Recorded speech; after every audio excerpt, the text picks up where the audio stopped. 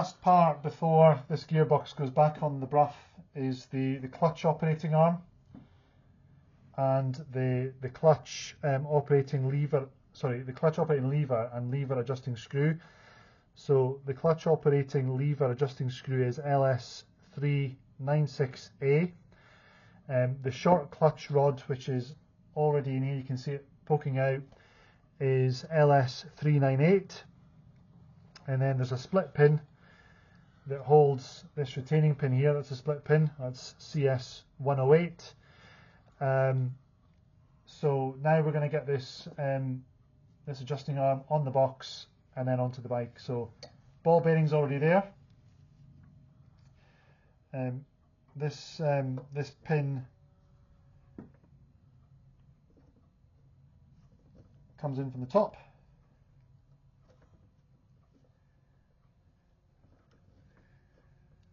So you can see this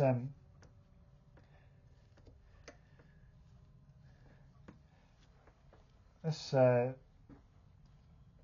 is because there was no ball bearing, so this lever adjusting screw will need to take it out because it's obviously far too far out. So I can just about actuate the the clutch is moving there. I can see the springs moving, but this is going to need some adjustment to get it in. So I'm just going to grab a spanner here, 11mm. I'm just going to undo the locking nut here. Yeah, it wasn't really that tight anyway. So, and I'm just going to use a small flathead to take out this. This will all need to be reset anyway once it's on the bike, you know, in terms of the cable. I think there's a particular adjustment that's needed for this to make sure that the action is correct, that the sort of the clutch, you know, the action of the lever and the cables. But just for the purposes of this, I'm just going to leave it at about this distance, and I'm going to do up the locking nut here. With 11mm,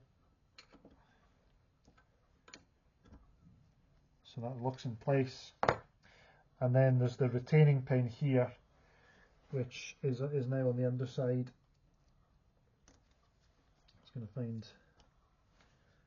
find the hole, so I'm just going to put it through from the back and then open it out with pliers on the front, which might be tricky.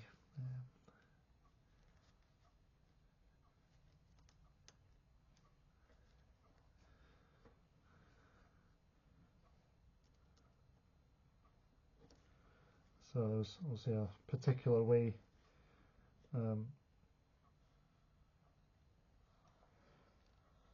So that's in, and I think it's just a case of folding each side over.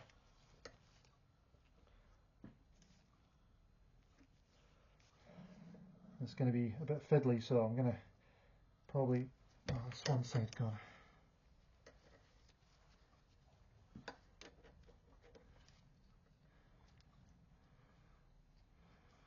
Yeah, I wonder if the which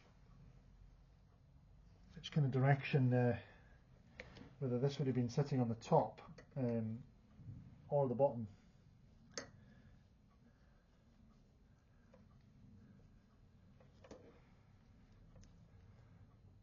It's a bit fiddly down there, which kind of makes me think that maybe the pin would have been on the top, but I'll have a look at some pictures online and see if I can see. I can't actually remember. I might have some pictures of the bike actually when I was disassembling it. So anyway, so the pin is closed, so that's not going to come out. It's on the underside here. So the clutch lever needs some force. It's obviously 6 strong springs, but yeah, the clutch is actuating.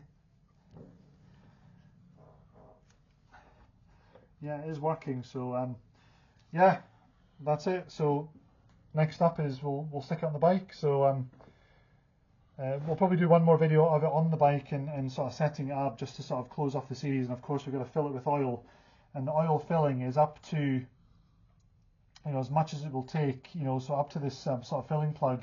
There is a grease point. We're not putting grease in here, we're putting 80 W90 oil in here up to this, which then coats the kickstart mechanism. So that's specific to this box, that the gearbox oil fills to about this level here. So, but we're going to do that on the bike, and I'm just going to use a sort of either syringes, tubes, or funnels to put the oil in once it's on the bike. So we'll wrap up there for now. Thanks.